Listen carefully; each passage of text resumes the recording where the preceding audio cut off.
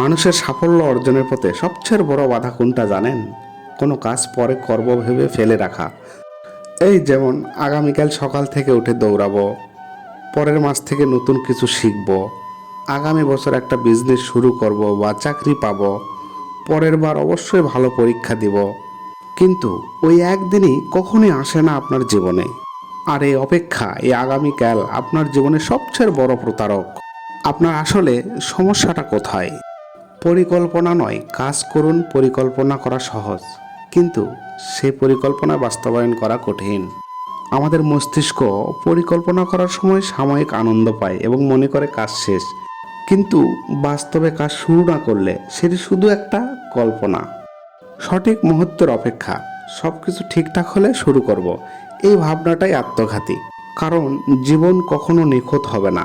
এই অপেক্ষার মানে হলো আপনি ভয় পাচ্ছেন। ছোট পদক্ষেপে অগ্রগতি, বড় কিছু করার জন্য ছোট্ট কিছু শুরু করাটাই জরুরি। আপনি যদি দিনে মাত্র 10 মিনিটও কিছু করেন, সেটাও আপনার অগ্রগতির প্রথম ধাপ। ব্যর্থতায় ভয় ব্যর্থ জীবনের অংশ। আপনাকে ভুল থেকে শিখতে হবে, ব্যর্থ না হলে সফলতা আসবে না।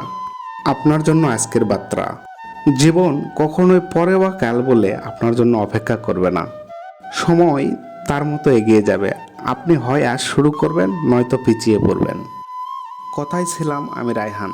লাইক, কমেন্ট, শেয়ার করবেন।